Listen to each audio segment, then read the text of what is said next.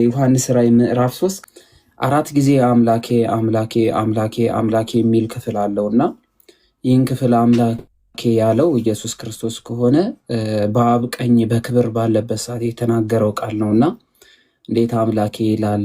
ከምን አንጻር ነው የሚተረጎመው የሚል ነበረ። ቀደም መስፍን ሳነሳለ ነበርና ሰሞኑም እየተነሳ ያለ ጥያቄ ነው። መዝሙርዬ ይህችን ክፍል በዛው ነግረህን ብታልፍ ደስ ይለኛል፣ እንደው ካገኘን አይቀር።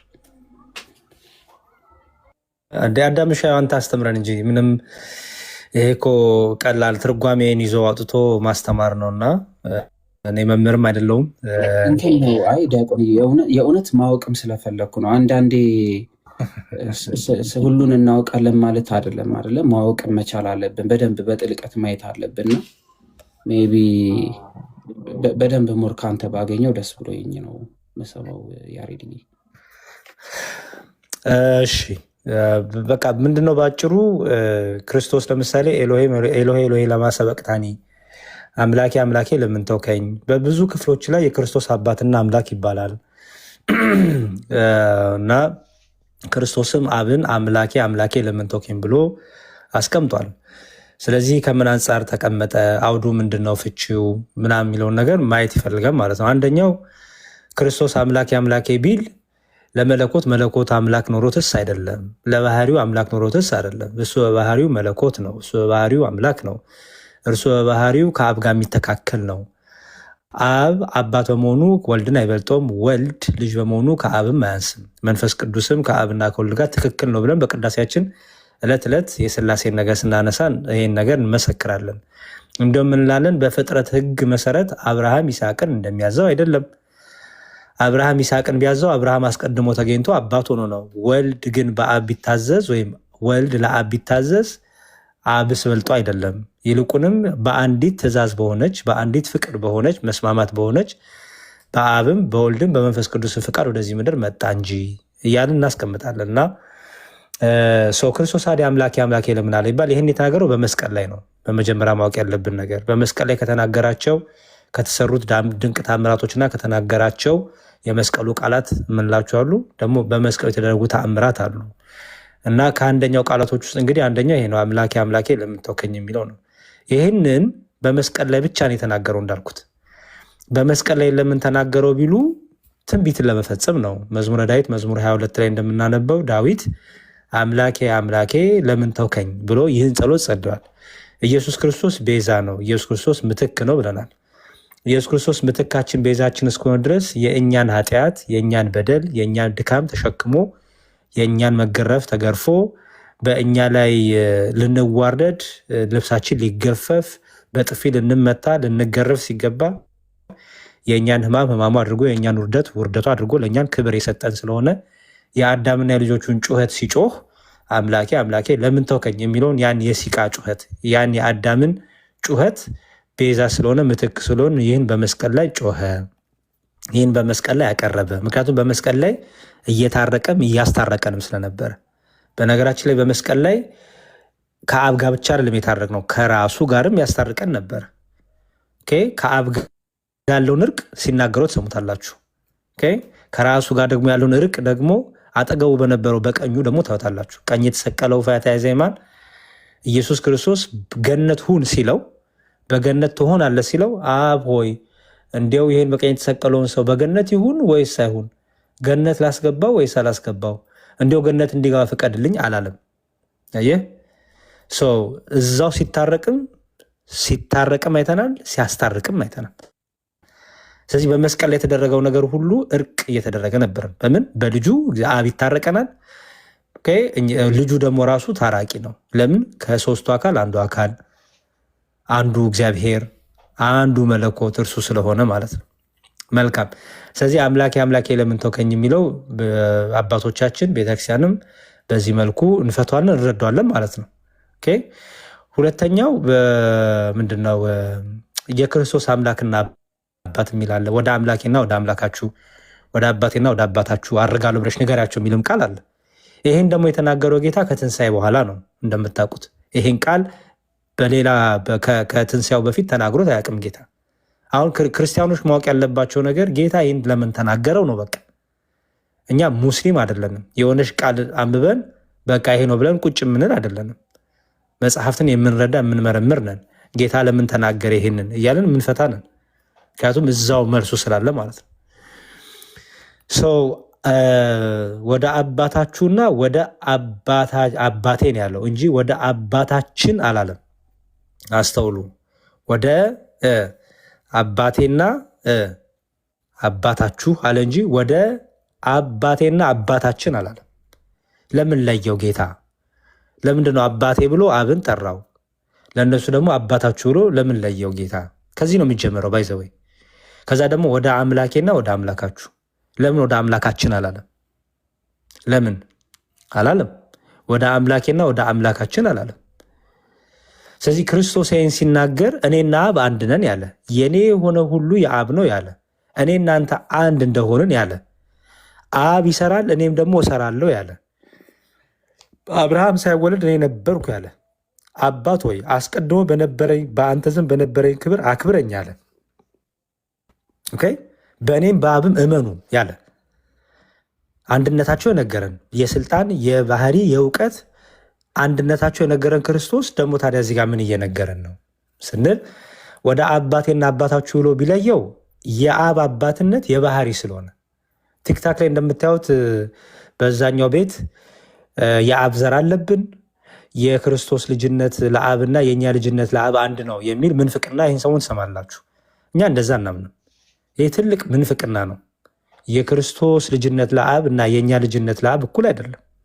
እኛ አብን አባታችን ስንል ከክርስቶስ ጋር ተካክለን ልክ ወልድ አብን አባቴ እንደሚለው አይደለም። ወልድ አብን አባቴ ቢለው አብሮ የነበረ በመጀመሪያ ቃል ነበረ፣ ቃልም በእግዚአብሔር ዘንድ ነበር፣ ቃልም እግዚአብሔር ነበር ተብሎ የተቀመጠ ነው። ስለዚህ አስቀድሞ ህላዌ እኩል የሆነ አብ የማይቀድመው አብ አባት በመሆኑ ወልድ የማያንስ ስለሆነ የወልድ ለአብ ልጅነቱ የባህሪው ይባላል።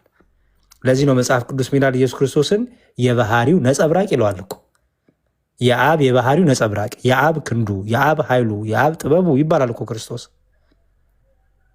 ኦኬ። ስለዚህ የአብ ክንዱ፣ የአብ ኃይሉ፣ የአብ ጥበቡ የሆነው ኢየሱስ ክርስቶስ አብን አባቴ ቢለው በምኑ ነው ማለት ነው?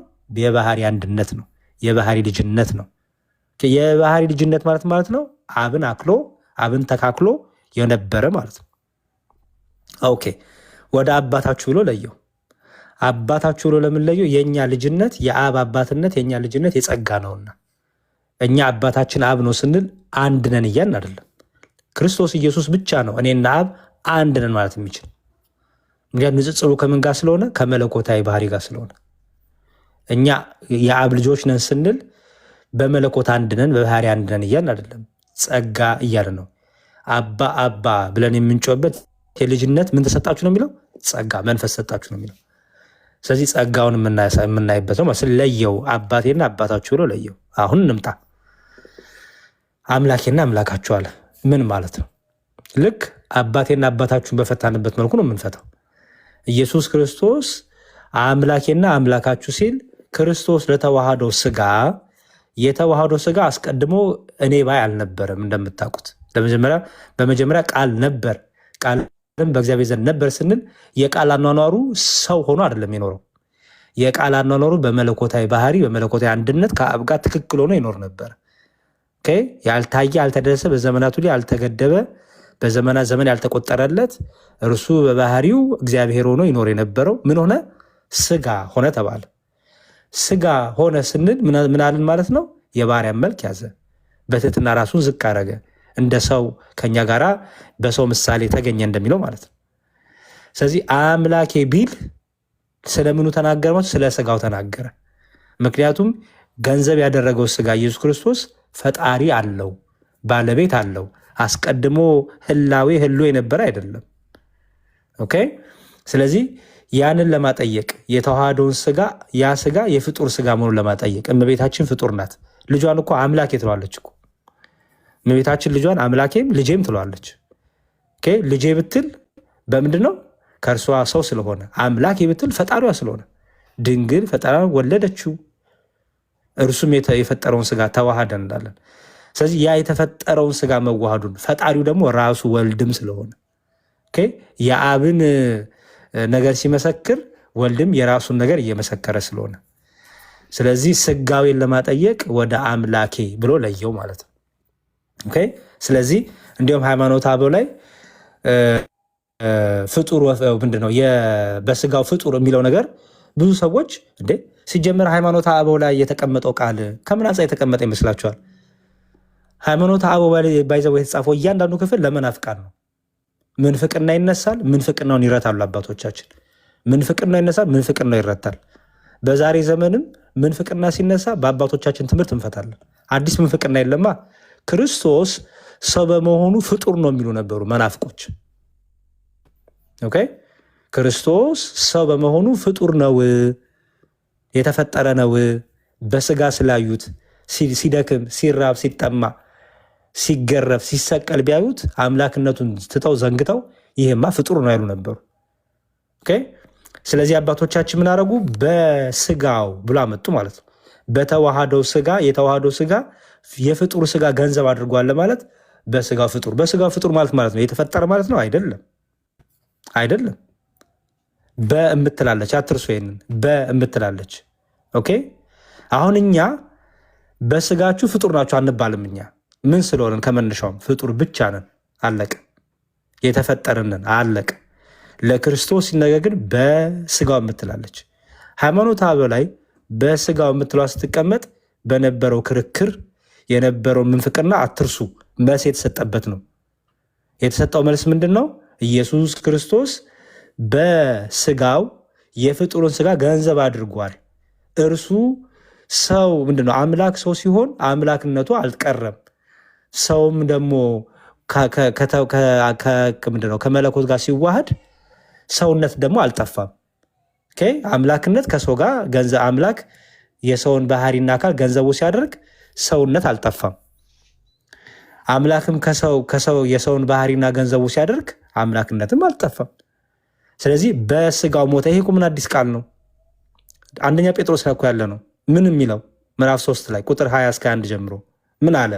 በስጋው ሞተ አላለም እንዴ? ለምን ስጋ ሞተ አላለም? በምትለው ለምን አስገባ? በስጋው ሞተ። ቆላሴስ ላይስ የመለኮት ሙላት በሰውነት ይላል እኮ። አያችሁ? የመለኮት ሙላት በምን? በሰውነት። በሰውነት የምትል እኮ አለች። ሰውነት እኮ ፍጡርነት ነው። ምክንያቱም ሰው ፍጡር ስለሆነ። ኢየሱስ ክርስቶስ ግን የተወለደ እንጂ አልተፈጠረን እንላለን። የተወለደ ስንል ቅድመ ዓለም ከአብ በባህሪ የተወለደ ስለሆነ የአብ የባህሪ ልጁ ስለሆነ ያልተፈጠረ ያልነው ለምንድን ነው? እርሱ ህላዌው አምላክነት ባህሪው መለኮትነት ስለሆነ እርሱ ፈጣሪ ስለሆነ ከሆነ ጊዜ በኋላ አምላክ የሆነ አይደለም። ወይ ደግሞ ከሆነ ጊዜ በኋላ አምላክ ሳይሆን ቀርቶ የሆነ ጊዜ ላይ በቃ ሰው የሆነ አይደለም። ስለዚህ ያን ሁሉ የያዘ ያማከለ ቃል ነው ወደ አምላኬና ወደ አምላካችሁ።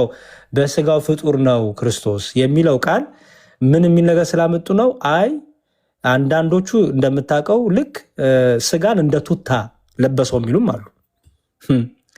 ስጋን እንደ ቱታ አይደል?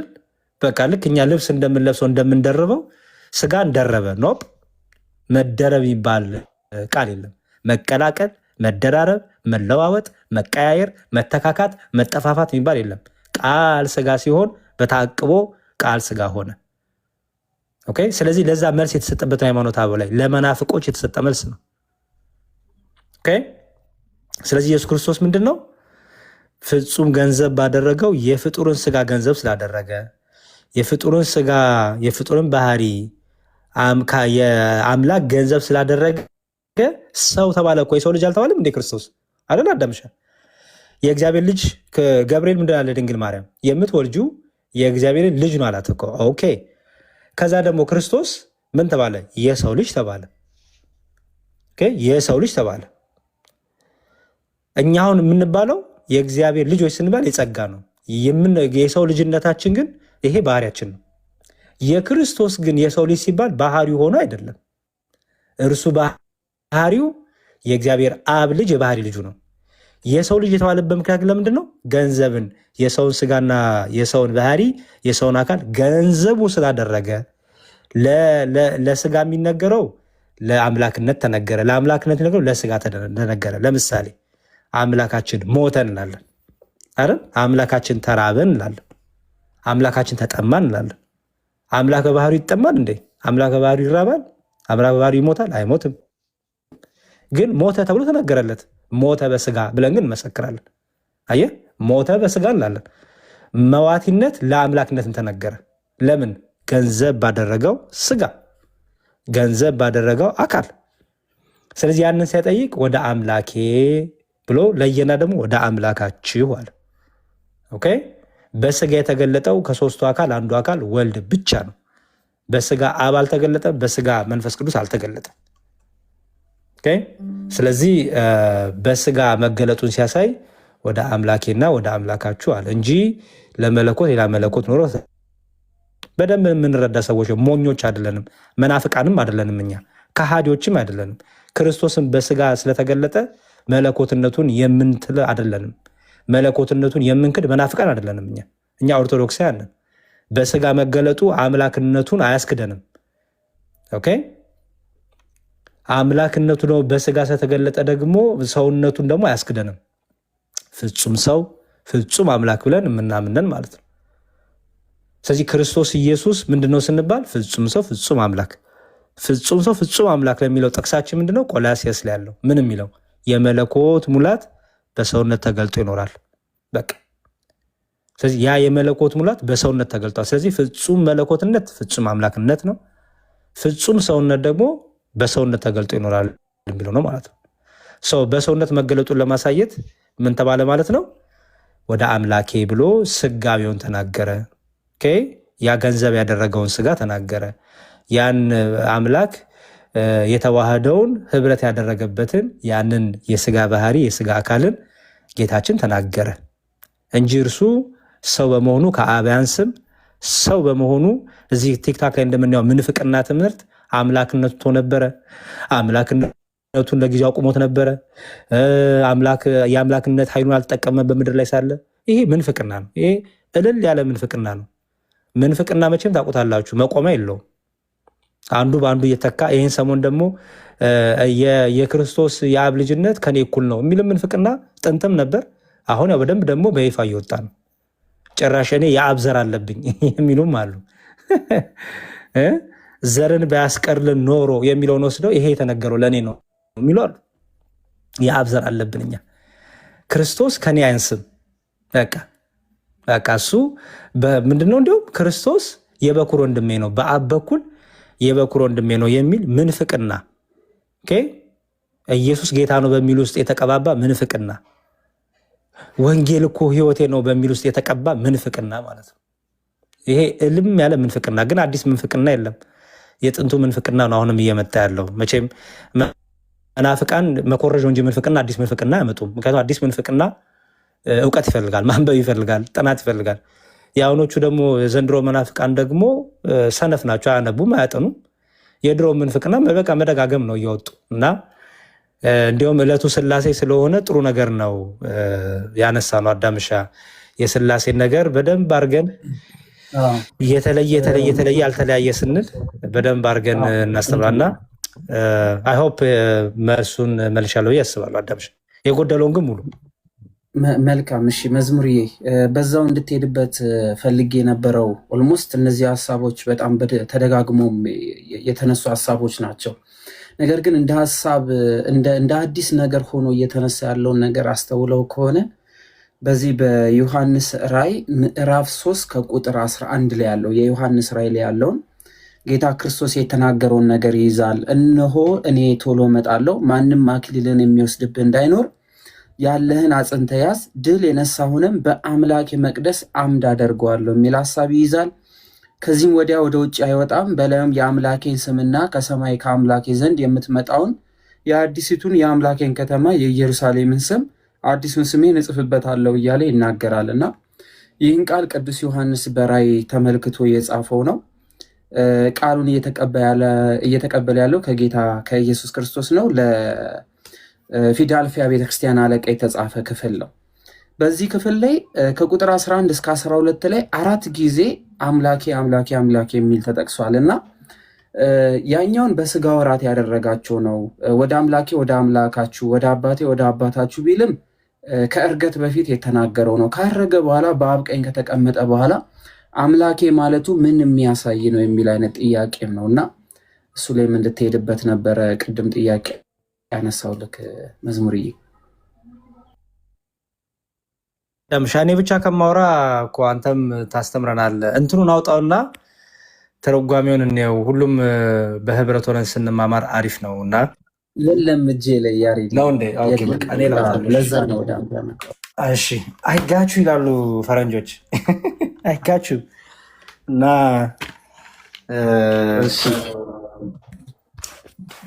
እስከዛ ድረስ ሼርና ታብታብ አስደርግ። ኮምፒውተር ላምጣ።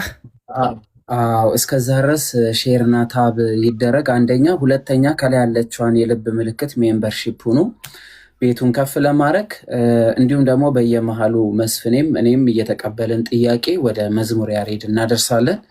ጥያቄ ያላችሁ ሰዎች እንድትገቡ፣ ጥያቄ የሌላቸው ሰዎች ደግሞ ጥያቄ ላላቸው ሰዎች ቦታ እንድትለቁ አደራ ማለት እንፈልጋለን። ክርክር ሳይሆን በሚስጥረ ስላሴ ላይ በሚስጥረ ስጋዌ ላይ ጥያቄ አለን፣ ይሄ ክፍል አልገባን የምትሉ ኦርቶዶክሳውያኖች ጨምራችሁ መግባት ትችላላችሁ ማለት ነው። በእንደዚህ አይነት ሁኔታ መወያየት እንችላለን። መስፍኔ ይሄኛውን ታይትል አጥፋው፣ ምንም ስለማያደርግልን ማለት ነው። እችኛው እናጥፋትና ኦልሞስት ሚስጥረ ስጋዌና ሚስጥረ ስላሴ ላይ ያልገባችሁም ገብቷችሁም ግራ የገባችሁም ነገር ካለ ደግሞ እሱንም እንቀበላለን።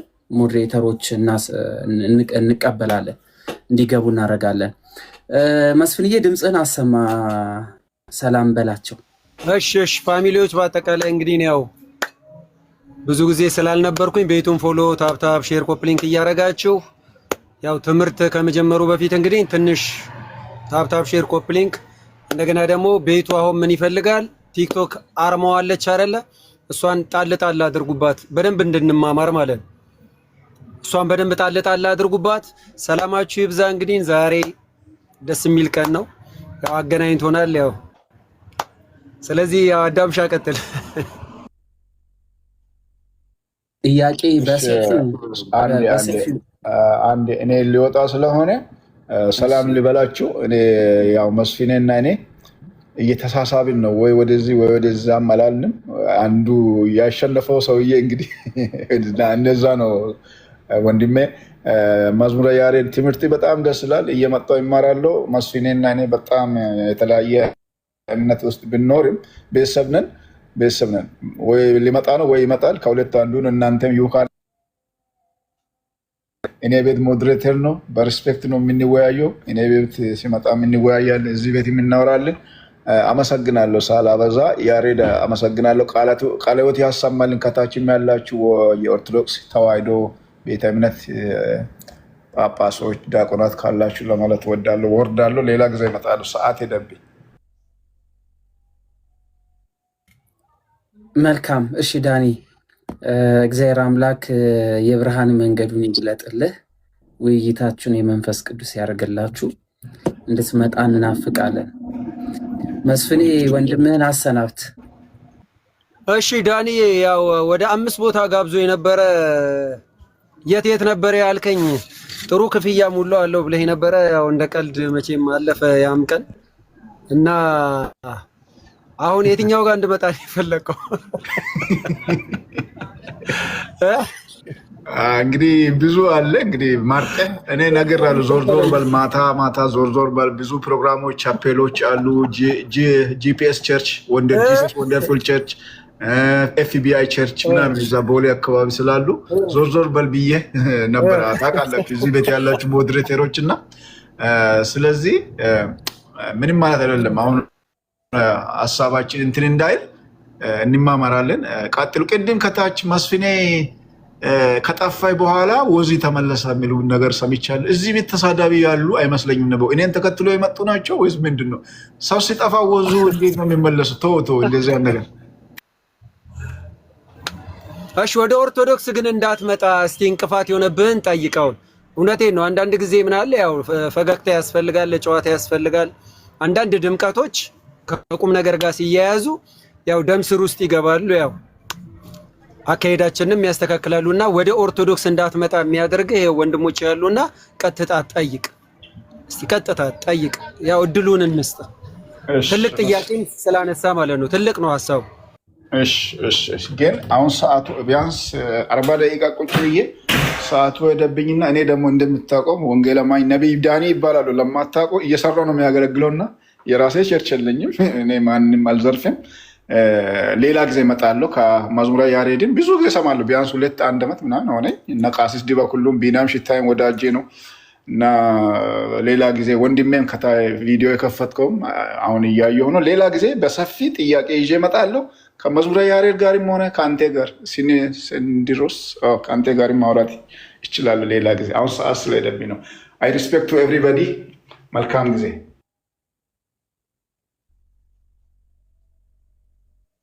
እሺ ዳኒ እንግዲህ መልካም ሲመችህና በቀጥታ ወደ ተነሳው ፖይንት እንሂድ። ወደ መዝሙረ ያሬድ ከተዘጋጀክ ወደ አንተ እንምጣና በማል እንግዳ እንቀበላለን። ሻዳምሻ ወንድማችን እንግዲህ እግዚአብሔር ዲያቆን እንዴት ናችሁ? ቤቲ እግዚአብሔር ይመስገን። እንዴት ነሽ? ተባረክ አምላክ አበቤና ዲያቆን ለምንድን ነው? እኔ ግዕዝ እየተማርኩ ነው። ይባረክ አምላክ አበቤና። እሺ አሜን አሜን። እሺ አይ ለምንድን ነው ሜሴጅ ማትመልስልኝ? እኔ ክስ ነው በዚህኛው አይደለም በዛኛው አካውንቴ በትልቁ አካውንቴ ሚሴጅ መልስልን እባክህን። በህግ መልሼልሻለሁ እኮ ቤትዬ። መቼ? በቲክታክ የጻፍሽልኝ መልሼልሻለሁ እኮ። ይትባረክ እግዚአብሔር አምላክ አብይን አላልኩም እንጂ መልሼልሻለሁ። እሺ ከመለስክልኝ ያኛው ሪፖርት አድርገውብኝ ለ2 ቀን ተዘግቷልና አየዋለሁ። እሺ አየዋለሁ። አስብበትና እንዲሁ ደግሞ ቴሌግራም ደግሞ ስደውልልህ አትመልስም። ይሄ ነገር ግን ያው እንትን ካልክ በኋላ እኔ ሀገር ከገቡ በኋላ ተለውጠሃል። እንደ ቆየው እኮ 6 ወር 7 ወር ላይ ነው። ወለድሻ ገባሻ? አይ መውለዱ አልወለድኩም ገና ነኝ። ማግባቱን ያገባሁት። ኧረ እባክሽ ነው። በጣም ደስ ይላል። አይ በቃ እናወራለን። ጥሩ። እሺ ግን ቴሌግራም ላይ ደውልልኝ ምናምን በኋላ ሙሉ እንዳገልጭብን ያዢ፣ በሚስጥር ያዢ። ችግር ስለከች አሁንማ የለም እንደዛ። ጥሩ። እሺ ግን እንትን ቴሌግራም ላይ ያኛው የመጀመሪያ ሳይሆን ሁለተኛው ላይ እንትን ስደውልልህ አልመለስክልኝም እና ቴሌግራምህን ኢል ለማለት ነው። እሺ እሺ ቤቲ ችግር የለውም። አመሰግናለሁ። እሺ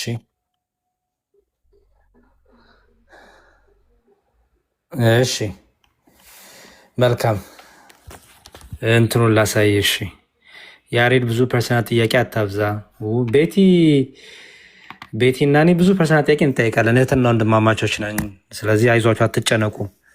ልኩን አውቀዋለሁ። ልኬቱን ስለማውቀው ውሃ ልኩን ስለማውቀው እኔና ቤቲ በደንብ እንግባባለን እና አንዳንዴ በወንድምና እህቶች ጉዳይ ከገባችሁ የምትዋሩት እናንተ ናችሁ እና ቶሎ አትቸኩሉ አስተያየት ለመስጠት። እሺ ገና የጫማ ቁጥሯን ጠይቃታለሁ። የዛን ሳምንት ልትሆኑ ነው። እነግርሃለሁ ለአንተ ያልተነገረ እንደዛ ነገርሽ ነው። ባለፈው ልብስ ያስገዛሽ ሊልክልሽ አይደለም ኤፊ፣ ፈጥነሽ ጫማ ቁጥር ሲል የከፈትሽው አይልክልሽም። ተስፋ ቁረጭ። ባለፈው የሀበሻ ልብስ ታስገዛኛለች። ቀሚስ አስገዝቼዋለሁ፣ የጎልደን ቀሚስ። ይህንን አላወቁም። ኮመንት ያደረጉት ሰዎች፣ ፐርሰናል ጥያቄ ጠይቀት ያሉ ሰዎች ምን ያህል ያችን ሀበሻ ልብስ ረስተዋታል። አልነበሩም ሲገዛልሽ። ለማንኛውም እሺ፣ በነገራችን ላይ ከእህቶቼ ጋር በጣም ልካቸውን መስመራቸውን ጠብቄ ነው አክብሬ የማወራቸው እና ምን እነሱም እንደማወራ ይገባቸዋል፣ እኔ ምን እንደማወራ ይገባኛል። እና አስተያየት ላይ የምትሰጡ ሰዎች ብቻችሁ ነው የምቀሩት እያጨበጨባችሁ እና ብዙ እንዳቸኩሉ ሌላ ቀን ማለት ነው። እንመለስ። እሺ ይሄ የዮሐንስ ራእይ ትርጓሜ ነው። ወጸሐፈ ሎቱ ለመልአከ ቤተክርስቲያን ዘሴርዴኖስ ይላል። ያው ምዕራፍ 3 የሚጀምረው ከዚህ ነው እንድታዩት ብዬ ነው። ጥያቄው ግን ያለው ቁጥር 3 እና ቁጥር 2 ላይ እና ቁጥር 12 ላይ ያለ ጥያቄ ነው አይደል? አዳምሻ ራእይ ምዕራፍ 3 11 እስከ 12 ድረስ ያለው። ኦኬ 3 ላይ የሚያጭ ቃል አለች። ቁጥር 2 ላይ ያለው የሚነሳል ግን ሞር እዛኛው ላይ 4 ጊዜ ስለሚለው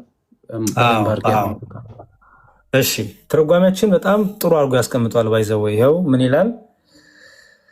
እሺ ወለዘ ሰሙዐ ሬስዮ አምደ ውስጠ መቅደሱ ለአምላኬ ይላል። መጀመሪያ አማርኛውን ላንብበው። ቆይ እንዲሁ አማርኛውን ይኸው አማርኛው ይላል እዚህ ጋር ዮሐንስ ራዕይ ምዕራፍ 3 ቁጥር 12 ላይ ድል የነሳው በአምላኬ መቅደስ አምድ እንዲሆን አደርገዋለሁ፣ ወደፊትም ከዚያ ከቶ አይወጣም። የአምላኬን ስምና የአምላኬን ከተማ ስም ማለት ከሰማይ ከአምላኬ ዘንድ የምትወርደውን አዲስቱን ኢየሩሳሌምን አዲሱንም ስሜን በእርሱ ላይ እጽፋለሁ ይላል። አስተውሉ። ምን ይላል? በአምላኬ መቅደስ የአምላኬን ስም የአምላኬን ከተማ ስም ማለት ከሰማይ ከአምላኬ ዘንድ የምትወርደውን አዲስቱን ኢየሩሳሌምን አዲሱንም ስሜን ይላል። ደግሞ ሰው ምን ማለት ነው? ጥያቄ በጣም አሪፍ ጥያቄ ነው። ተርጓሚያችን ይህን ይፈታል። እኛ የኔ መረዳት የኔ መገለጥ እያልን የምንቃሸው ትምህርት የለንም። አባቶች አሉን፣ ተርጓሚ ያለን፣ በተርጓሚያችን በልኩ እንፈተዋለን ማለት ነው፣ እናነበዋለን። እንዲህ ይላል፣ ሀኬትን በትጋት ድል የነሳውን ተመለስ። እሺ አለው። እሺ ይኸው ሀኬትን በትጋት ድል የነሳውን የጉባኤ ባለቤት አድርገዋለሁ። ወይ ወፅእ እንከ አፋ ይላል፣ ከጉባኤ አልለየውም። አንድም የመንግስተ ሰማይ ባለቤት አድርገዋለሁ፣ ከመንግስተ ሰማይ አፋ ወይም ውጪ ማለት ነው፣ ወደ ገሃነም አልሰደውም። ምክንያቱም ክርስቶስ ምን ይላል? ከኔ ማንም አይነጥቃችሁም ብሎናል አይደለ? ከኔ ማንም አይነጥቃችሁም፣ ከእቅፌ ማንም አይወስዳችሁም ብሎናል። ስለዚህ ያ ሀኬትን ስንፍናን ትቶ በትጋት ድል የነሳውን ምን አደርገዋለሁ እያለ ነው? ወደ መንግስተ ሰማይ አስገባዋለሁ፣ ከመንግስተ ሰማይ ደግሞ ወደ አፋ አላውጣውም ማለት። ከዛም ይላል ይኸው ወጽፍ ለአሌሁ ስሞ ለአምላኬ ስመ ወላዲን። አሁን ስም ጽፍበታል፣ የአምላኬን ስም አይደለም የሚለው። ምን ይላል? ስሜን ስላለ የራሱን ስመ ወላዲን የራሱን ስም ማለት ነው። ወስም ሀገሩ ሀዳ ኢየሩሳሌም ይኸው ስመ ሰራጺን ወይም የመንፈስ ቅዱስን ስም ወስሜን ሐዲስ ስመ ተወላዲን እጽፍበታለሁ። በዚህ ስም እሱ ቢጠራበት እንጂ አብ መንፈስ ቅዱስ አይጠሩበትምና ስሜኒ ሐዲስ አለ። አያችሁት? ወልድ የሚለው ስም የአብና የመንፈስ ቅዱስ መጠሪያ አይደለም አይደል? ኢየሱስ ክርስቶስ የሚለው ስም የአብና የመንፈስ ቅዱስ መጠሪያ አይደለም፣ እኛ ሶስት አካል ስለምናምን። ስለዚህ አንድም ደግሞ አለዩት ጣቴ እኮ አንተ አዳምሻ እጄ ትልቅ ሆነ መሰለኝ፣ መዳፌ መንካት የማልፈልገውን ነገር እየነካው ወፍርኩ መሰለኝ። እሺ ግን ከዛ ሚላል እንትን እዚህ ጋር ስሜን ነው የሚለው የአምላኬን ስምን ነው የሚለው። ክፍሉን ስታነበው በአምላኬ መቅደስ አምድ አደርገዋለሁ ካለ በኋላ ከዛ ወዲያ ወደ ውጭ አይወጣም። በላይም የአምላኬን ስምና ከሰማይ ከአምላኬ ዘንድ የምትመጣውን የአዲሲቱን የአምላኬን ከተማ ነው የሚለው መዝሙሪ። ይኸው ልጨርስልክ ነው፣ እዛው ላይ ያብራረዋል። እሺ ይኸው አንድም ብሎ ስሞ ለአምላኬ አለ። ስመ ወላዲን ስመ ተወላዲን ስመ ሰራጺን እጽፍበታለሁ ሲል ነው። የአምላኬን ስም እጽፍበታለሁ ማለቱ የአብን የወልድም የመንፈስ ቅዱስን ስም ወይም ማህተብ እጽፍበታለሁ እያለ ነው፣ ድል ለነሳው አይደለ? ምክንያቱም በክርስቶስ ትምህርት ለሚኖር ማን አለው ነው የሚለው ቃሉ። አዳምሻ አብና ወልድ አሉት አይደለ የሚለው? አብና ወልድ አሉት። አብና ወልድ። ስለዚህ በቃ አሁን የኛ የኃይላችን ስም የኛ ኃይላችን ስላሴ አይደለ? አብ ወልድ መንፈስ ቅዱስ አይደል? ስለዚህ ይሄ ድል የነሳው በሃይማኖት የተጋው ክርስቶስን በመስከር የጸናው ሰው የአብ የወልድ የመንፈስ ቅዱስ ስሙ ኃይሉ ነው። የአብ የወልድ የመንፈስ ቅዱስ ስሙ ክብሩ ነው። የአብ የወልድ የመንፈስ ቅዱስ ስሙ ህይወቱ ነው ማለት ነው። ስለዚህ ያንን ህይወት እሰጠዋለሁ። ምክንያቱም የዘላለም ህይወት የምትገኘው ከአንዱ አምላክ ነው አይደል? የአብ የወልድ የመንፈስ ቅዱስ ስጦታ አይደለች እቺ? የአብ ብቻ አይደለችም፣ የወልድም ብቻም አይደለችም፣ የመንፈስ ቅዱስን ብቻም ይልቁንም የዘላለም ህይወት ለአብ ለወልድ ለመንፈስ ቅዱስ ዘንድ የምትሰጥ ናት አይደለ? ለእኛ። ስለዚህ ስም ብሎ የጻፈበት አንድም ብሎ ይኸው ስሙ ለአምላኬ ማለቱ ስመ ወላዲን ስመ ተወላዲን ስመ ሰራጺ ይጽፍበታለሁ። ለምሳሌ ከውሃና ከመንፈስ ስንወለድ በአብ በወልድ በመንፈስ ቅዱስ ስም አጥምቆ አይደለም የሚለው? ስንጠመቅ የመንፈስ ቅዱስ ማህተብ በላያችን ላይ ይሆናል አይደል? ምን ማለት ነው? የአብ የወልድ የመንፈስ ቅዱስ ስም ኃይላችን፣ ህይወታችን፣ መጽናኛችን፣ የዘላለም ህይወታችን ይሆነናል ማለት ነው። ክርስቶስም አጥምቆ ያለው በማን ስም ነው? በአብ በወልድ በመንፈስ ቅዱስ ምን ስም አይደለም የሚለው። ስለዚህ ይህ ድል የነሳው እስከ መጨረሻው በዚህ በአብ በወልድ በመንፈስ ቅዱስ ስም ወደ ቤተክርስቲያን የተጨመረው ሰው ድል ቢነሳ በዘላለም ህይወት ያንን ስም አምላኬ ብሎ አንድም አብን ጠራ። አየው፣ አምላኬ ብሎ ማንን አነሳ? አብን ጠራ። ስለዚህ የአምላኬን ስም ብሎ ስመ ወላዲን፣ ስመ ተወላዲን፣ ስመ ሰራጺን እንጽፍበታለሁ። ወስመ ሀገሩ አለ የሶስቱን መመሳሰል ወስመኒ ብሎ ስመ ስጋዌን አለ። አየው፣ ስሜን ብሎ አስተውል አዳምሻ፣ ስሜን ብሎ ስጋዌ ኢየሱስ ክርስቶስ የሚለው ከስጋዌ በኋላ የመጣለት ስም አይደለ? ምክንያቱም ስጋዌን ነው የሚያሳይ፣ ተዋህዶ ነው የሚያሳይ። ኢየሱስ የሚለው ስም፣ ክርስቶስ የሚለው ስም አይደል? ይህ ስም የአብና የወልድ ስም የመንፈስ ቅዱስ ስም ነው አይደለም? ስሜ ብሎ በስጋ መገለጡን ስጋዌን ይሆናል ማለት ነው። አዎ፣ ለምሳሌ ይላል ይኸው እዚህ ጋር ገላትያ 2:9 አየኸው።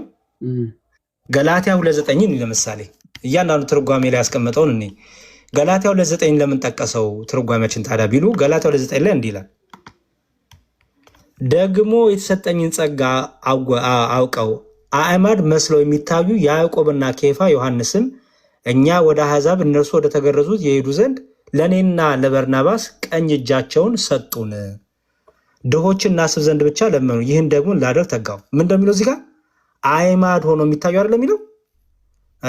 አዕማድ መስለው የሚታዩ አይደለም የሚለው። አዕማድ መስለው የሚታዩ እነማ? ያዕቆብና ኬፋ ነው። እሺ፣ ያው ከዛ ደግሞ ምዕራፍ እዛው ገላትያ ደግሞ ምዕራፍ 14 ቁጥር 1 ደግሞ ሂዱ ይላል። ምዕራፍ 14 ሶሪ ገላትያ ሳይሆን ቁጥር ምዕራፍ 9 እና ምዕራፍ 19 ቁጥር 12 እና 21 ሁለቱንም እዩ ይላል። በእነዚህ ክፍል ላይ የገባ ስታይ እያንዳንዱ ነገር ያሳያል። ለምሳሌ አይ ቲንክ ራእይ ነው የፍሪፈር እያደረገ ያለው 14:1 እኔ ዮሐንስ ራእይ 14:1 እኔ እስቲ ዮሐንስ ራእይ 14:1 እንዲህ ይላል፣ አየሁም እነሆም በጉ በጽዮን ተራራ ቆሞ ነበር፣ ከእርሱም ጋራ ስሙና የአባቱ ስም አየሁ አዳምሻ፣ ስሙ እና የአባቱ ስም በግንባራቸው የጻፈባቸው 144,000 ነበሩ ይላል። የእስራኤል ነገዶችም ማለት ነው። አዎ ስሙና የአባቱ ስም ይላል። የአብና የወልድ ስም ማለት ነው። በቃ አሁን ይሄንን እየያዘ ነው። አየው አሁን ስሙና የአባቱ ስም ብሎ ለየው። ስሙ አንድም ሲል ለክርስቶስ በስጋዊ ያለው ስም አለ አይደል? ኢየሱስ ክርስቶስ የሚለው ኦኬ፣ ያንንም እየለየ ነው ማለት ነው።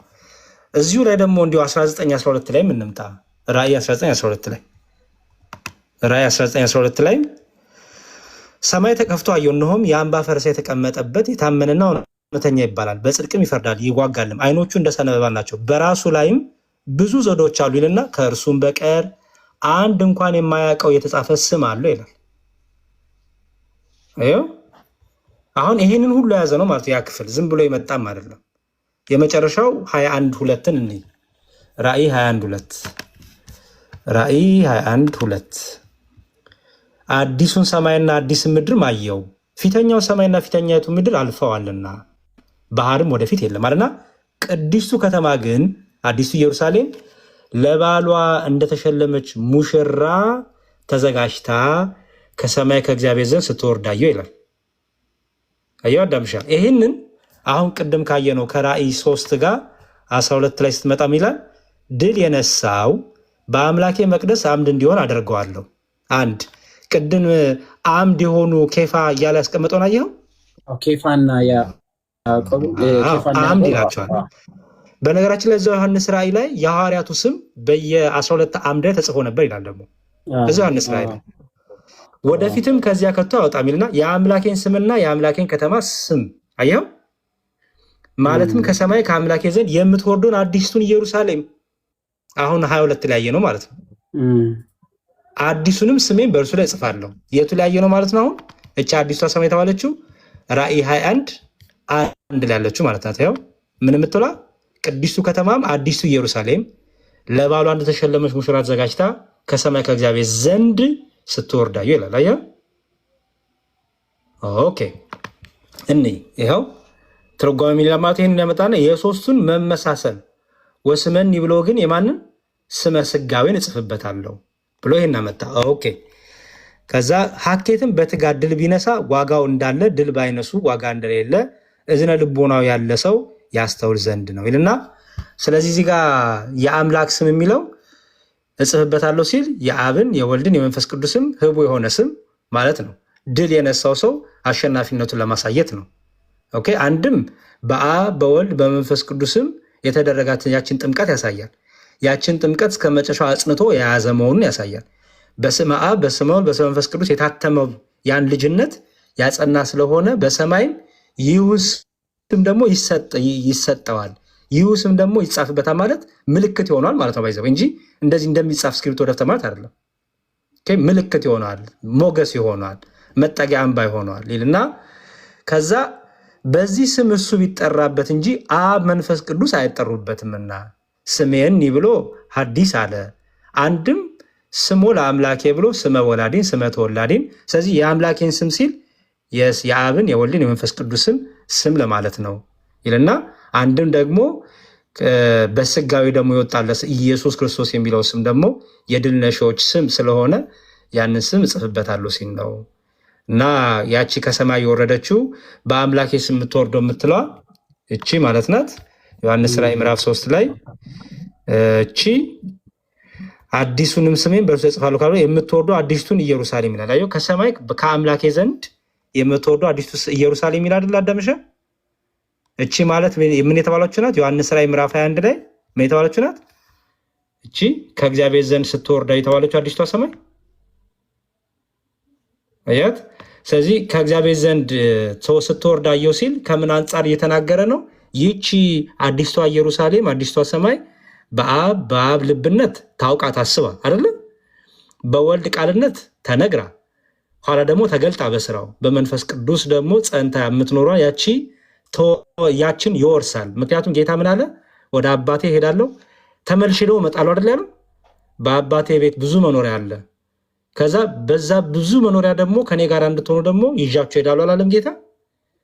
ለዚህ ነው አባታችን ሆይ ፍቃድህ በሰማይ እንደሆነች በምድርም ትሁን መንግስት ትምጣልን አይደለም? ያችን መንግስት የእግዚአብሔር መንግስት እናታለን ወይም የሥላሴ መንግስት ትባል አይደለም? ስለዚህ አምላኬ ብሎ የአምላኬ መንግስት ብሎ ምን አረገ?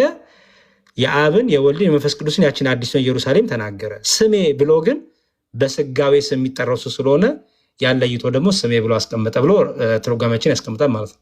አዳምሽ አመሰግናለሁ።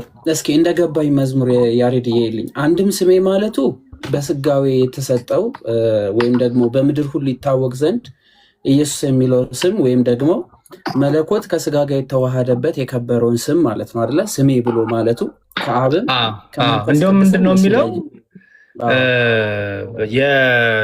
ስም ተሰጠው ይላል አይደለ? ዮሐንስ ወንጌል ላይ እንደዛ። እሺ ጥሩ።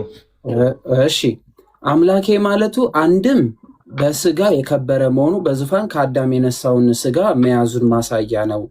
አንድም ደግሞ አብን ወልድን መንፈስ ቅዱስን በአንድነት የያዘ ስም ነው የሚለው ትርጓሜ አሁን። ምክንያቱም ያቺ መንግስት ከእግዚአብሔር ዘንድ የምትገለጣ ይላል አይደለ? ስለዚህ የዛች መንግስት ደግሞ በዛች መንግስት ደግሞ መንፈስ ቅዱስም ናቸው። ድል አደረገው። ምክንያቱም መንግስቱ ራሱ የአብ የወልድ የሥላሴ መንግስት እና አይደለ? በቃ ያቺ በሥላሴ መንግስት የሥላሴ ስም በእኛ ላይ አለ ማለት ነው። ምን የሚለው አብ ወልድ መንፈስ ቅዱስ የሚለው ስም ሲባል የተጻፈ ግንባር ላይ የተጻፈ የሚለው ባይዘወይ ክብራችንን ጸጋችንን ያለንን ክብርና ያለንን ያን ሞገስ ከአምላካችን ጋር ያለንን ያንን እንደ መላእክት ይሆናሉ አይደለም የሚለው። ለምሳሌ በመልአኩ ላይ እግዚአብሔር ስም አለ አይደል?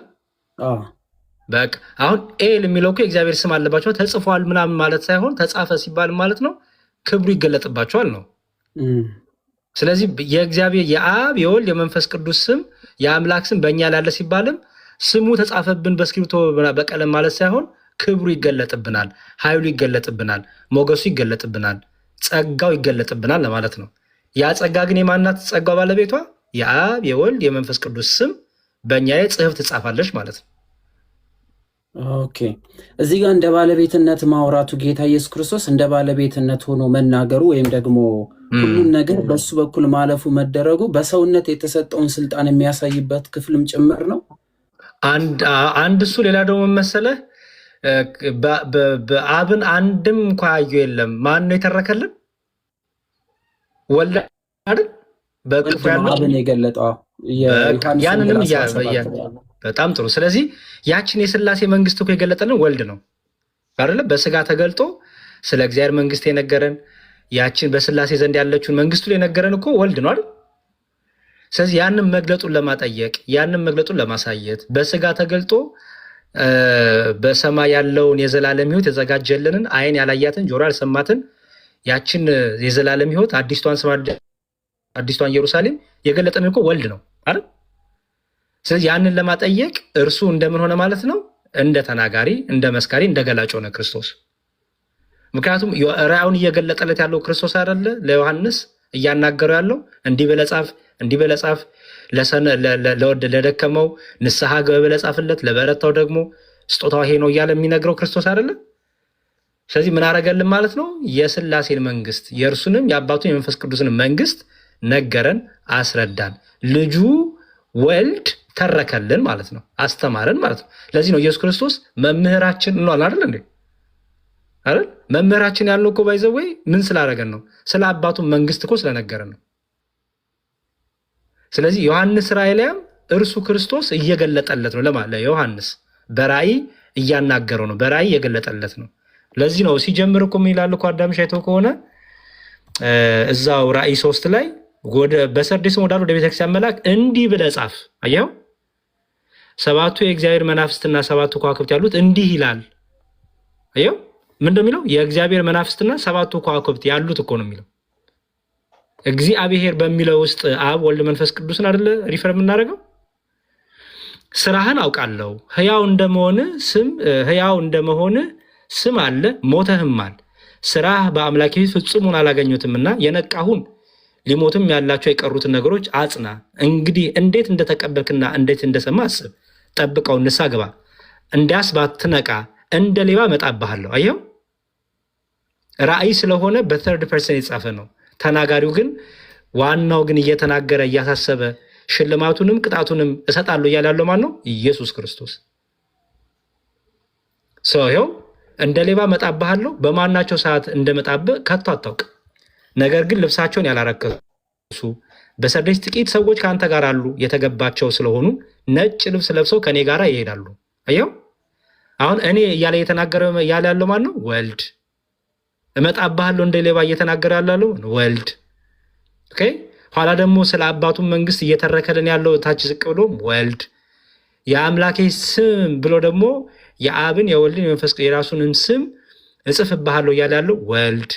ደግሞ ስሜ ብሎ ደግሞ ከስም ሁሉ በላይ ስም ተሰጠው አይደለም የሚለው? ያን የስጋዊውን ስም ኢየሱስ ክርስቶስ የሚለውንም በዛ ስም አብና መንፈስ ቅዱስ አይጠሩምና ማለት ነው። ይሄ ለይቶ ደግሞ አስቀመጠ።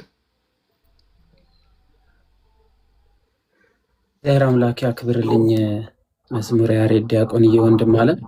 እግዚአብሔር አምላክ ያክብርልን፣ እግዚአብሔር አምላክ ይስጥልኝ። እኔ ገብቶኛል። እንግዲህ ይሄ ጥያቄ አልገባው ካለ ማንሳት ይችላል። ተጠይቆ የነበረ ጥያቄ ስለሆነ ነው። ዲያቆንዬ እግዚአብሔር አምላክ በእድሜ በጤና ያኖርልን፣ ቃለ ሕይወት ያሰማልን። አመሰግናለሁ። ሌላም ጥያቄ ግን አለኝ። ሌላ ሰው ግን አስተናግደን ወደ ጥያቄ እመጣለሁ። ያሬድዬ ከተፈቀደልኝ ዛሬ እኔ ጠያቂ ስራ ግን ልመለስ ነው። አዳምሻ ስራ አለች። አንድ ጥያቄ ነው። እሺ ትንቢተ ኢሳይያስ ምዕራፍ 6 ከቁጥር 6 ላይ የሆነ ጥያቄ ከመውጣቱ በፊት አንድ ጥያቄ ብጠይቅ ወንድምነት እባክህ። እሺ የኔ ይደር፣ ችግር የለውም አገኘዋለሁ። ይጠይቁ። እሺ አመሰግናለሁ። ሰላም ብያለሁ። እንኳን ለቅድስት ሥላሴ ዓመታዊ በዓለ ንግስ እንኳን አደረሰን አደረሳችሁ። ሰሞኑን አይ ቲንክ ጉዳዩ ከፊትም ተነስቶ ነበር አስታውሳለሁ። የዛሬ ዓመት አካባቢ ወይም 2 ዓመት አንድ መጽሐፍ ታትሞ ከዛ ደግሞ ሰሞኑን ደግሞ አንድ የተቆረጠ ቪዲዮ ቲክታክ ላይ አይቼ ነው እና ከኢየሱስ ክርስቶስ ጋር የተገናኘ ከስጋዊ ትምህርት ጋር የተገናኘ ጥያቄ ነው የምጠይቀው ወንድማችንን። የኢየሱስ ክርስቶስን ስንገልጥ ወይም ስግው ቃልን ስንገልጥ ባጭሩ ለመጠየቅ ስግው ቃልን ወይም ኢየሱስ ክርስቶስን በስጋው ፍጡር ብሎ ማለት ይቻላል ወይስ አይቻልም ወይ? ሰሞኑን የተወሰነች የተቋረጠች ቪዲዮ አይቼ ነው። ከዚህ በፊት እንዳልኩት መምህራንም ብዙ ጽፈውበታል፣ ብዙ ብለዋል። ነገር ግን ደግሞ ሰሞኑን እንደዚህ ሲዘዋወር ሳይ እንደው ከኦሪየንታል ኦርቶዶክስ ቤተክርስቲያንም ትምህርት አንጻር አንዳንድ ድርሰቶችን እንደዚህ የማየት እድል የበለጠ እናንተ ይኖራችኋልና እሱን ለመጠየቅ ብዬ ነውና ስፔሻሊ አንዳንዶቹ ከአሪዮሳዊ ነው ምናምን ብለው የሚሉም አሉ። አሪዮስ ካልተሳሳትኩኝ ወልድ ፍጡር በመለኮቱ የሚልም ጭምር እንዳለው እሱን መዘንጋት ያለበት አይመስለኝም። እዚህ ኢየሱስ ክርስቶስን ወይም ስግው ቃልን በስጋው ያው የስጋን ገንዘብ ስላደረገ አምላክ ወሰብ እንደምንለው ፍጡር ወኢ ፍጡር ማለት አንችልም ወይ? ወይም ደግሞ ኢየሱስ ክርስቶስን ስግው ቃልን በስጋው ፍጡር ብሎ ማለት ይቻላል ወይ? ይህ ነገር ኦርቶዶክሳዊ ነው ወይስ አይደለም የሚለውን መጠየቅ እፈልጋለሁ። ወንድማችን ባጭሩ ልመልስልህ። እኛ የምንከፋፍል አይደለንም። ሁለት ባህሪ ሁለት አካል አማኝ አይደለንም የመጀመሪያ ኦርቶዶክሳውያን። ስለዚህ ኢየሱስ ክርስቶስ ስንል ፍጹም ሰው ፍጹም አምላክ እያልን ነው። አለቀ፣ ፔሪድ። እዚህ ጋር ነው የምናቆመው። ሃይማኖተ አበው ላይ ያን ሲሰጡ አባቶቻችን ሃይማኖተ አበው ቅድም ተናግሬያለሁ፣ ለመናፍቃን ምላሽ ነው። ስለዚህ በዛ ጊዜ ለተነሳው ምንፍቅና የተመለሰበት ነው። አይ እርሱ አምላክ አይደለም ሰው ብቻ ነው፣ ቃል ስጋ አልሆነም ለሚሉ የተሰጠ ምላሽም የያዘ ኮንተንት ነው። ቀጥሎ ደግሞ ከሆነ ጊዜ በኋላ ነው ሰው የሆነው፣ ከሆነ ጊዜ በኋላ ደግሞ አምላክ የሆነው የተቀባ ምና የሚለውን ይዘው አምላክ የሆነው በባህሪው አምላክ ሳይሆን ከሆነ ጊዜ በኋላ ነው የሚልም ደግሞ ምንፍቅና ስላለ ለመናፍቃን የተሰጠውን ምላሽ ለተነሱት ሄሬሲዎች የተሰጠውን ምላሽ በዛ ላይ ታገኘዋለህ። ታዲያ ዛሬ ላይ እኛ ግን ምን ብለን ነው የምናምነው ካልከኝ፣ ምን ብለን ነው የምንመልሰው ካልከኝ፣ አዎ ፍጹም ሰው ፍጹም አምላክ ነው። ፍጹም ሰው ነው ስንምናታችን ነው የፍጡሩን ገንዘብ የፍጡሩን ባህሪና አካል ገንዘቡ አድርጓል እያልን ነው። ፍጹም ሰው ነው እያልን ነው። ደግሞ ፍጹም አምላክ ስንል ደግሞ በባህሪው እርሱ አምላክ ነው፣ መለኮት ነው፣ ቅድመ ዓለም አምላክ ነው፣ ድህር ዓለም አምላክ ነው። ግን በስጋ ተገለጠ፣ በተለየ አካሉ ወልድ በስጋ ተገለጠ እያልን ነው። ስለዚህ ዛሬ ላይ ላለው ክርክሮች የምንመልሰው እኛ ከፋፍለን ይህን ስጋው ይህን መለኮቱ ይህን በስጋው ይህን በመለኮቱ ያለን አንከፋፍልም። በዛ ጊዜ ግን ለነበረው ምንፍቅና የነበረው ምንፍቅና ይህን ስጋው አደረገ ይህን መለኮቱ አደረገ የሚል አንድ አለ። እርሱ ሰው በመሆኑ ሰው ብቻ ነው የሚል አለ። አምላክ ሰው አልሆነም የሚልም ምንፍቅና አለ። በጣም የተለያየ ምንፍቅና ነው ክርስቶስ ላይ ነበረው። ስለዚህ ለዛ በሚሆን መልኩ ፍጹም ሰው መሆኑን ለማጠየቅ ለማስረዳት፣ ፍጹም አምላክም ደግሞ እንደሆነ ለማሳየት እርሱ በስጋው ፍጡር ነው የሚለውን ቃል አባቶቻችን አስቀምጡ። ስለዚህ ይህ ማለት ግን እርሱ በስጋው እርሱ በመለኮቱ እያለን እየካፈልን እናገራለን አይደለም። አባቶቻችንም እየካፈሉ አይደለም። እርሱ ሰው መሆኑን ለሚክዱ የተሰጠ ምላሽ ነው። ስለዚህ በአጭሩ እኛ ምን እናምናለን መሰለ? ኢየሱስ ክርስቶስ ለተዋሃደው ስጋ ራሱ ፈጣሪ ነው። ለተዋሃደው ስጋ ራሱ አምላኩ ነው። ምክንያቱም ለየዛ ማንም ሰው የአብ የወልድ የመንፈስ ቅዱስ ፍጡር ስለሆነ፣ ድንግል ማርያም ፍጡር ናት። የአብም የወልድም የመንፈስ ቅዱስም። ክርስቶስ ከእርሷ ሰው ሆኗል። ከእርሷ ስጋና ደምን ተካፍሏል። ያ የተካፈለው ስጋና ደም አስቀድሞ ኔባይ አልነበረም፣ አስቀድሞ ህላዊ አልነበረም። ፍጡር ነውና። ክርስቶስ ግን ቃል ገንዘብ ሲያደርገው ግን ለቃል የሚነገረው ለስጋ ተነገረ፣ ለስጋ የሚነገረው ለቃል ተነገረ። ቃላቶቹ መጽሐፍ ቅዱስ ላይም እኮ አምላኬ አምላኬ የሚላለ። ስለዚህ ይዘን አምላኬ አምላኬን ይዘን በቃ ክርስቶስ እኮ አምላክ አለው እያለ እናስተምርም መቼ አይደል? ምክንያቱም ክርስቶስ ስትል ፍጹም ሰው ፍጹም አምላክ ነው እየተናገርክ ነው። ለአምላክ ደግሞ አምላክ የለውም መቼ። ታዲያ ከምን አንጻር ነው አምላክ ያለ ቢሉ ብለህ ትተረጉመዋለህ፣ ትፈተዋለህ። ስለዚህ በአጭሩ ፍጹም ሰው ፍጹም አምላክ ነው። ለገንዘብ ላደረገው ስጋው ራሱ አምላክ ነው፣ ራሱ ፈጣሪ ነው። ድንግል ማርያም የክርስቶስ ራሱ ፍጡር ናት። ለዚህ ነው ነፍሴ በአምላኬ በመድኃኒቴ ብላ የማህፀኗን ፍሬ አምላኬና መድኃኒቴ ትለዋለች። ኦኬ። ስለዚህ እኛ አንድ አካል አንድ ባህሪ አማኝ ስለሆንን ከተዋህዶ በኋላ ቃል ለስግው ቃል በስጋው በመለኮቱ እያለን የምንካፍሉ አይደለም። መሞቱን ስንናገር ሕማሙን ግርፋቱን ስንናገር በስጋው ሞተ፣ በስጋው ተገረፈ፣ በስጋው ሕማምን ተቀበለ እናለን። በምትለዋ ተዋህዶን ታሳያለች፣ ህብረትን ታሳያለች፣ መነጣጠልን አታሳይም። አየህ፣ ስጋ ሞተ ስጋ ተገረፈ ብንል አዎ፣ አየው። በምትለዋ ግን ህብረትን ታሳያለች፣ ተዋህዶን ታሳያለች። እና ይህንን በደንብ አድርጎ አብራርቶ በተለይ ለዚህ ቲክታክ ላይ በአጭር ቪዲዮ ለሚሸወዱ ዝም ብሎ ለሰዎች ተንኮልና ዓላማን ለሚቆራረጡ ቪዲዮዎች በደንብ አድርገህ ቃሉን ማብራራት ማስተማር ይጠበቅብሃል። ምክንያቱም ይህንኑ ቃል ሙስሊምም ይጠቅሰዋል። የሚገርም እኛና ታዲያ ሙስሊም ምንድን ነው የሚለየው ስትል እኛ ከምን አንጻር እንደተባለ እንዘረዝራለን፣ እናገራለን።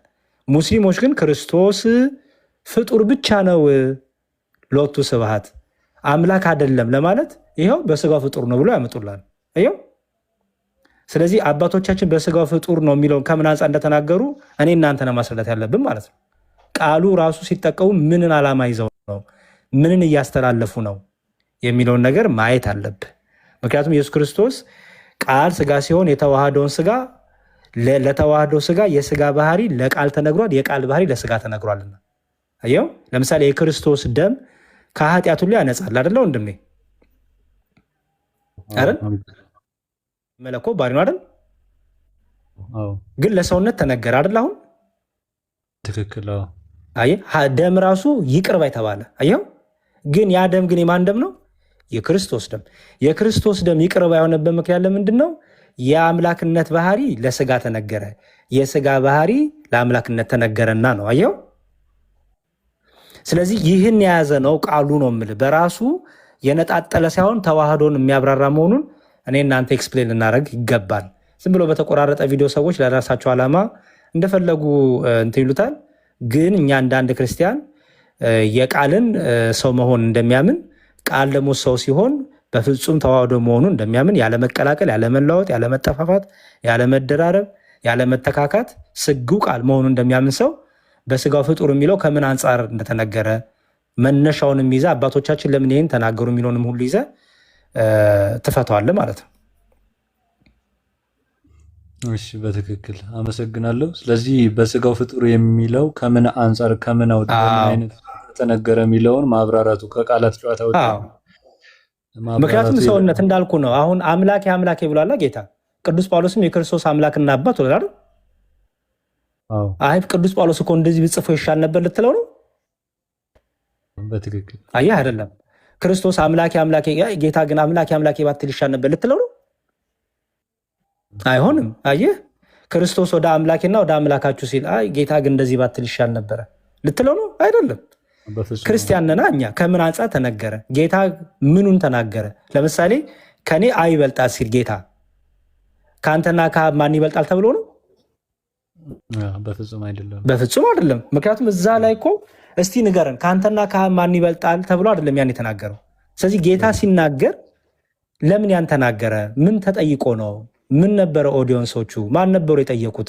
ጌታስ ለምን ይሄን መለሰ ብለህ እንደ አንድ ክርስቲያን የክርስቶስ ፍጹም ሰው ፍጹም አምላክ ሆኖ እንደሚያምን ሰው ይሄንን አይዘህ ትተረጉማለህ ማለት ነው። አየህ እንዲሁም ከሃይማኖት አበው የባሰ ቃሎች እኮ መጽሐፍ ቅዱስ ውስጥ አሉ። እንደዛ ከሆነ አይደለ? አሁን ወደ አምላኬና ወደ አምላካችሁ የሚለው እኮ ሃይማኖት አበው ላይ የምታገኘው እኮ ከመጽሐፍ ቅዱስ ወስዶ ነው። በትክክል ግን እንዴት ነው ጌታ ይሄን ለምን ተናገረ የሚለውን ቅድም እንደተናገርኩት ትንቢት ታመጣለህ፣ ብዙ ነገሮችን ታመጣለህ። አየህ ምክንያቱም ጌታ በመስቀል ላይ አምላኬ አምላኬ ብቻ አላለማ። ለምሳሌ ለምን ተውከኝ ብለዋል አይደለ? ጌታ ብለዋል። ፕሮቴስታንቶቹ ይህን ሲፈቱ ትቶት ነበረ። አብ ኃጢአትን ስለሚጠየፍ ኃጢአትን ስለሚጠላ ፊቱን አዙሮበት ነበር ብሎ የሚተረጉሙ ሁሉ ፕሮቴስታንቶች። አየህ ትቶት ነበረ እስከነጭራሹ አብ ርቆት ነበረ፣ አብ ሊቀጣው ስለፈለገ ርቆት ነበረ የሚሉም አሉ። ይህ አዲሱ እንደኛ ትርጉም ላይ ታየዋለህ። ምን ቲክታክ ላይም ሰምተዋል እንጂ ይህንን ትምህርታቸውን። አየህ፣ ልክ በቀስት እንደሚመታው ሩቆ አንድ ሰው በመቅሰፍት መታው፣ በቁጣ መታው አብ የሚሉም አሉ። የእኛን ቁጣ ወልድ ላይ ያሳደረበት የሚሉ አሉ። አየህ፣ ስለዚህ አውዱን ጠብቀ ካልፈታ፣ ጌታዬን ለምን ተናገረ ብለ ካልፈታ፣ ቃሉን ብቻ ይዘ ከሆነ አይሆንም። እኛ ኦርቶዶክሲያን በአባቶች ትምህርት እነ ዮሐንስ አፈወርቅ፣ እነ አትናቴዎስ፣ እነ ጎርጎሪዎስ ዘንዚናዙ፣ ሌሎችም አባቶቻችን እንዴት አድርገው ይህን ፈቱት፣ እንዴት ተረዱት የሚለውን በቤተክርስቲያን አባቶች ፍቺ፣ በቤተክርስቲያን አባቶች አረዳድ እንፈቷለን። እዛው ሃይማኖተ አበው ላይ በስጋው ፍጡር የሚለው ቃል ባለበት ላይ እዛው ደግሞ ፍቺው መልሱም ስላለ ማለት ነው። እሺ፣ በትክክል አመሰግናለሁ። ትርጓሜ ያድናል እንደሚባለው በጣም ቃሉን ብቻ ይዘን ቶሎ ብሎ ቸኩሎ ለምን እንደዚህ ተጠራ ከማለት እንደተባለው መተርጎሙና ከምን አውድ ተነገረ የሚለውን ማስረዳቱ የበለጠ ኦርቶዶክሳዊም ይሆናል ማለት ነው። ትውፊታችንም እንደዚያ ነው። አሁን ባለፈው ላይ ይቅርታና ማቋረጤ ሙስሊሞች ሃይማኖተ አበው ጠቅሰው ይኸው ክርስቶስ ፍጡር ነው አሉ። አስተውል።